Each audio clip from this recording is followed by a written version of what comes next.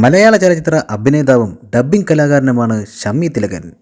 1971 May മാസം 20-ാം തീയതി പ്രശസ്ത നടനായിരുന്ന തിലകൻ്റെ മകനായാണ് ഇദ്ദേഹം ജനിക്കുന്നത്. 1986 പുറത്തിറങ്ങിയ ഇരകൾ എന്ന ചിത്രത്തിലൂടെയാണ് ഇദ്ദേഹം അഭിനയരംഗത്തിലേക്ക് കടക്കുന്നത്. കോളേജിലെ സീനിയേഴ്സായ ഞങ്ങൾ പുതുതായി വന്ന നിങ്ങളെ ഒന്ന് വിശദമായി പരിചയപ്പെടാനും ഞങ്ങളെ നിങ്ങൾക്കൊന്ന് പരിചയപ്പെടുത്താനും വേണ്ടിയാണ് രാത്രിയുടെ അന്ത്യാമങ്ങളിലൂടെ കൂടിയിരിക്കുന്നത്. അതിന്റെ ആദ്യത്തെ ചടങ്ങ് നിലയിൽ നിങ്ങൾ ധരിച്ചിരിക്കുന്ന ഈ വസ്ത്രങ്ങൾ ഓരോന്നായി ഉരിഞ്ഞേർത്തിടണം. പ്രതിനായക വേഷങ്ങളുടെ അവതരണത്തിലൂടെ ശ്രദ്ധ നേടിയിട്ടുള്ള ഇദ്ദേഹം ഹാസ്യവേഷങ്ങളിലും അഭിനയിച്ചിട്ടുണ്ട്. കൂട്ടിക്കൊടുക്കാൻ പറ്റുമോ സക്കീർ ഭായിക്ക്? കൂടെ നിൽക്കുന്നവന്റെ കുതികാല് കൊത്താൻ പറ്റുമോ സക്കീർ അലിക്ക്? പറ്റില്ല ഭായി, but I can. Hello guys, welcome back to my channel Mallu Thinkerage. അപ്പോൾ നമ്മൾ നോക്കാൻ പോകുന്നത് ഷമ്മി തിലകൻ ഡബ് ചെയ്ത് പ്രശസ്തമായ ചില വില്ലൻ കഥാപാത്രങ്ങളെ കുറിച്ചാണ്. പ്രിയദർശൻ സംവിധാനം ചെയ്ത് 1990 പുറത്തിറങ്ങിയ ഒരു മലയാള ചലച്ചിത്രമാണ് കടത്തനാടനമ്പാടി.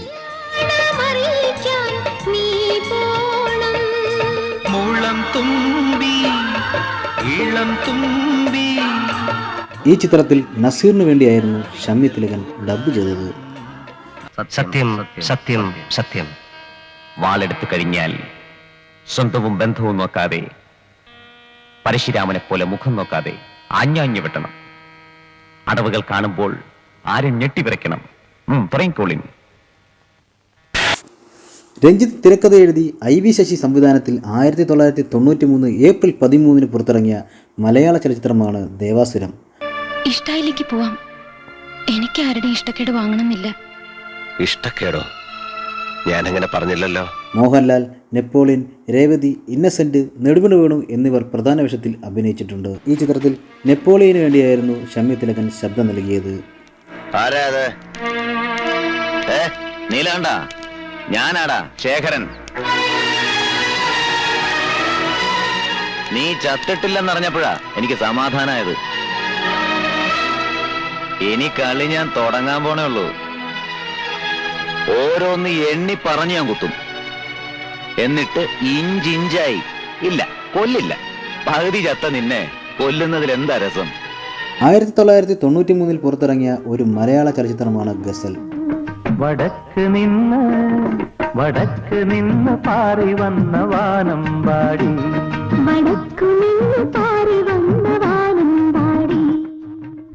പ്രമുഖ മലയാള സിനിമ സംവിധായകനായ കമലാണ് ഈ സിനിമ സംവിധാനം ചെയ്തിരിക്കുന്നത്. വിനീത്, തിലകൻ, മോഹിനി, നാസർ, ശ്രീനിവാസൻ എന്നിവർ പ്രധാന വേഷത്തിലെത്തിയ ഈ ചിത്രത്തിൽ നാസറിന് വേണ്ടിയായിരുന്നു ഷമ്മി തിലകൻ ശബ്ദം നൽകിയത്.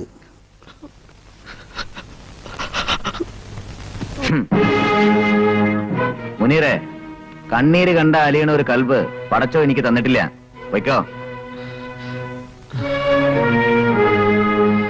പറഞ്ഞു തിരിഞ്ഞില്ല എനക്ക്. എല്ലാരും എന്നെ തോപ്പിക്കാൻ നിൽക്ക. അവിടെ ഇനി പിയും അത് വേണ്ട. എന്റെ തീരുമാനം നടക്കും. വയ്ക്കോ. ജോഷിയുടെ സംവിധാനത്തിൽ മമ്മൂട്ടി, സുരേഷ് ഗോപി, ജയറാം, വിക്രം എന്നിവർ പ്രധാന വേഷത്തിൽ അഭിനയിച്ച 1993 പുറത്തിറങ്ങിയ മലയാള ചലച്ചിത്രമാണ് ധ്രുവം. ചത്ത് ശവമായിട്ടേ നീ ജയിലിന് പുറത്തേക്കിറങ്ങും. അതിനാ ഞാൻ വന്നത്. നിന്നെ തൂക്കാൻ ഇവിടുത്തെ നിയമത്തിന് ഭയമായിരുന്നു. മരിക്കാൻ നിനക്കും.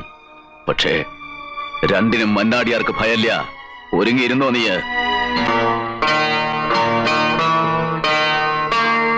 ഈ സിനിമയിലെ വില്ലൻ കഥാപാത്രമായ ഹൈദർ അലിക്ക് വേണ്ടിയായിരുന്നു ഷമ്മി തിലകൻ ശബ്ദം നൽകിയത്.